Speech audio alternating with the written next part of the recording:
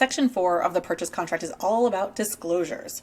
And it's funny because you would think that disclosing stuff about a house is natural and everybody should do it. Well, let me tell you, there's several states that don't have to tell you anything about anything. Like, for example, in New York, you don't have to share with anybody what is wrong with the house. It's basically, buyer beware. And so we are very fortunate here in Arizona that we are supposed to be told of any material fact, basically, right?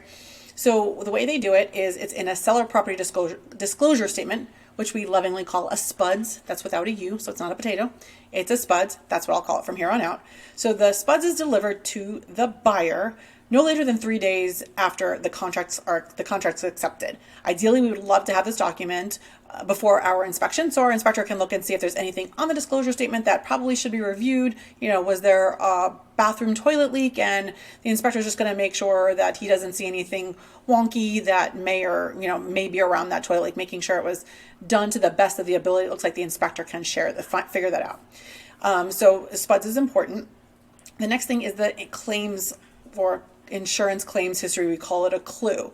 Now, this gives us 5 years of history on the house, or if the person lived there less than that, it's up to the number of years they've lived there. And this is just an overall, were any claims put in on this property while this owner lived there. This is important because if the house isn't insurable, then you're going to want to know that right away. And that's like one of those contingencies where you do get your earnest money back if you find out the house is not insurable. FIRPTA, which is the Foreign Investment Real Estate Property Tax, which is the Section 4C here, the foreign sellers. So if you have someone who is not a U.S. citizen and owns property here that they're selling, it's important for the buyer to know this because the buyer has to hold back 15% of the seller's proceeds that may have to go towards taxes.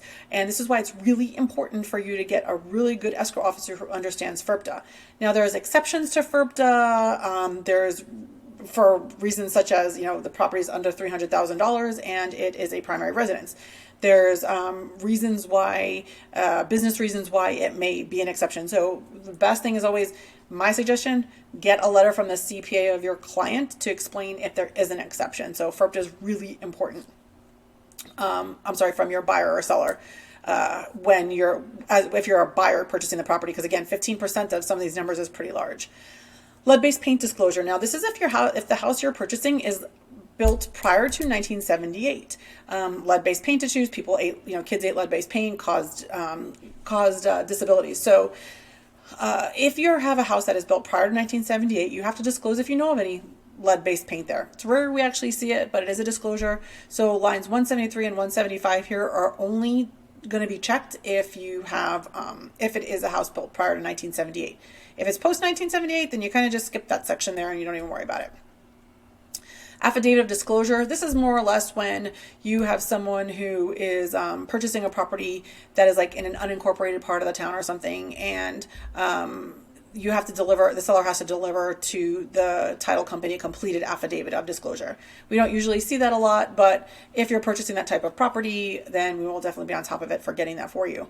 And changes during escrow. Of course, if anything comes up during the course of the escrow process, you're going to share it with your agent.